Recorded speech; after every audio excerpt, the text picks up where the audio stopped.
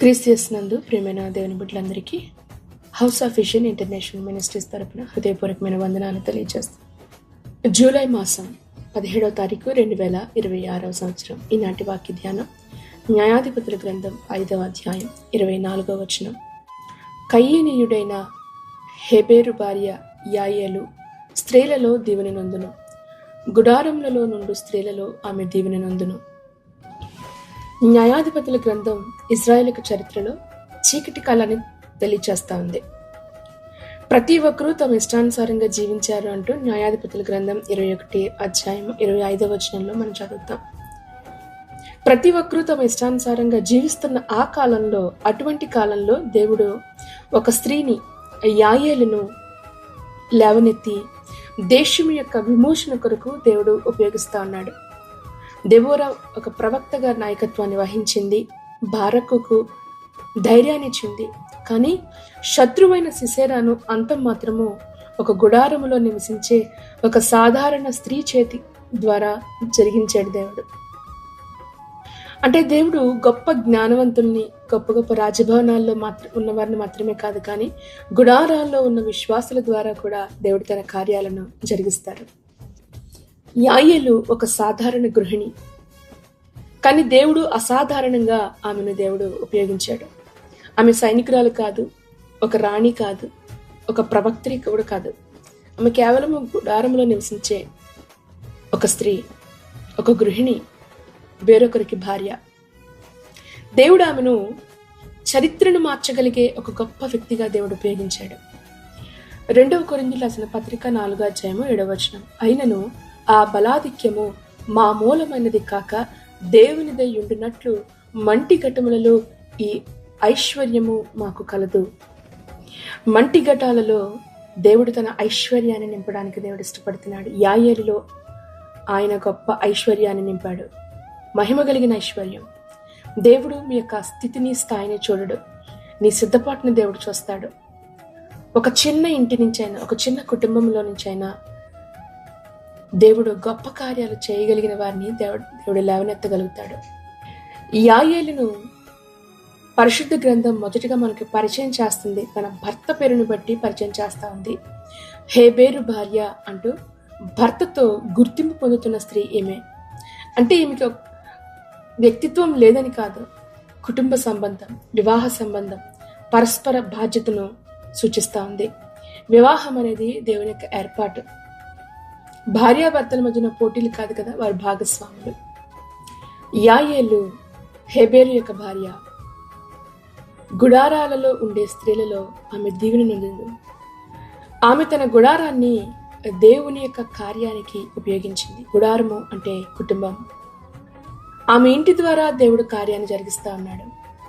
ఈ రోజున చాలా మంది గృహాలు, ఇండ్లు, కుటుంబాలు దేవుని కార్యాలయాలుగా మార్చాలనేది దేవునికి ఉద్దేశమైంది. కానీ నిజానికి కుటుంబాలలో ప్రార్థనా గృహాలుగా అవి లేవు.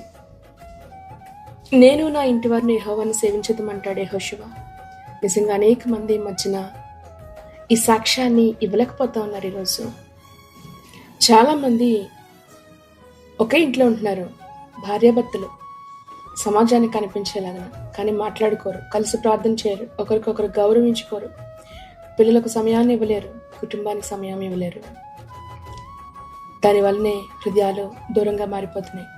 దేవుని యొక్క కార్యాలు జరిగే కార్యాలయాలుగా కుటుంబాలు ఎందుకు ఉండలేకపోతున్నాయంటే దీని కొరకే. ప్రేమ లేదు, కృతజ్ఞత లేని వారుగా, క్రూరులుగా మార్చబడడానికి కారణమేంటో తెలుసా? మన గృహాలు, కుటుంబాలు దేవుని కార్యాన్ని జరిగించడానికి మార్గాలుగా మన హృదయాలు ఉండట్లేదు ఈ రోజున. అందుకే అనేకమైన కుటుంబాలు ఈ రోజున విడాకుల యొక్క అంచుల్లో ఉన్నారు, కోపంతో జీవిస్తూ ఉన్నారు. పోటీతత్వం ఈ రోజున వచ్చేస్తూ ఉంది. కానీ యాయేలు తన గుడారాన్ని దేవుని కార్యానికి ఉపయోగించిందండి. యాయేలు జ్ఞానవంతురాలు. ఎలాగంటే అవకాశాన్ని గుర్తించింది. సిసెరా, ఇజ్రాయేలు యొక్క శత్రువు, పారిపోయి ఆమె గుడారంలోకి వచ్చాడు. ఇది సాధారణమైన సంఘటనలాగా కనిపించవచ్చు, కానీ దేవుడు ఆ సమయాన్ని, దేవుని యొక్క సమయం యాయేలు గుర్తించింది. ఎస్తేరు గ్రంథం 4వ అధ్యాయం 14వ వచనంలో మొర్దెకై ఎస్తేరుతో ఈ మాట చెప్తాడు.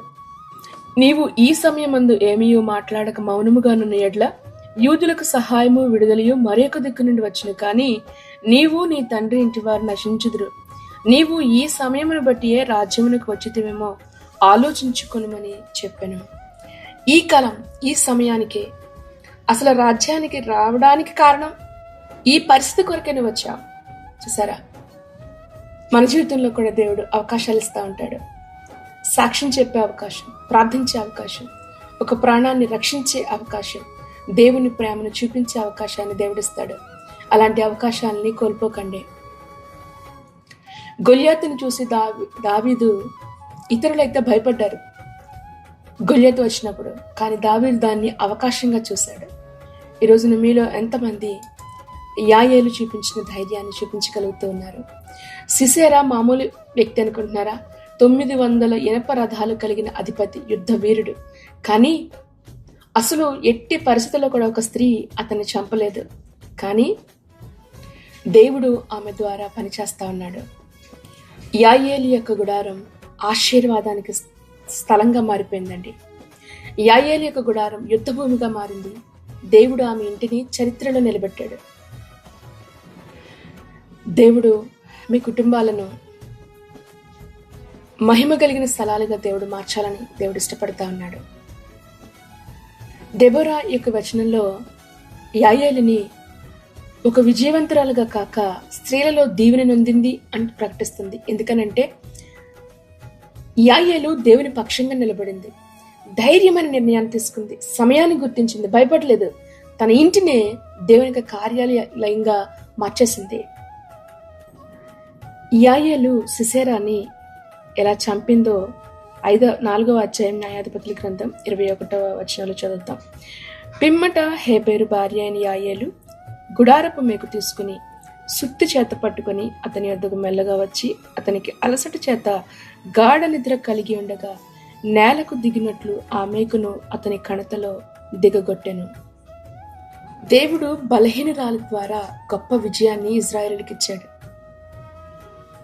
సిసేరా నిద్రిస్తున్నప్పుడు అతని చంపడం అనేది చాలా ప్రమాదకరమైన పని. అయినా కానీ ఆమె భయపడలేదు. ఇది దేవుని మీద ఆమెకున్న విశ్వాసం, ధైర్యం కావచ్చు, సరైన సమయంలో తీసుకున్న నిర్ణయం.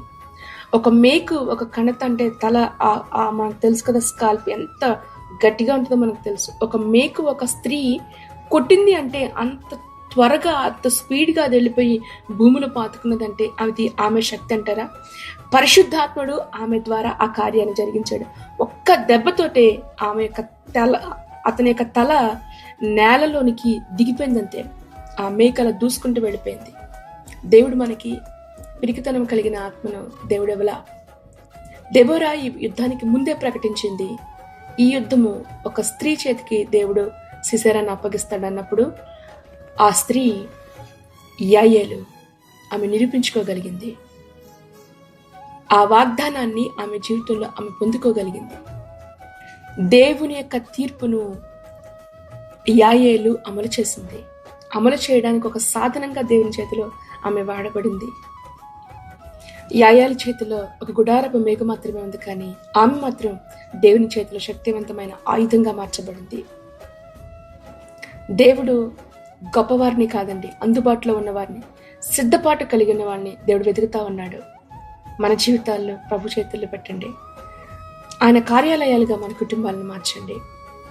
ఆయన చేతిలో వాడబడే సాధనాలుగా మనం మార్చబడినప్పుడు శత్రువైన అపవాది చేస్తున్న కార్యాలను జయించే కృపను ప్రభువు దేవుని బిడ్డలకు ఇవ్వబోతా ఉన్నాడు. ఆయన యాయేలు శత్రువు యొక్క తలను చితకగొట్టింది.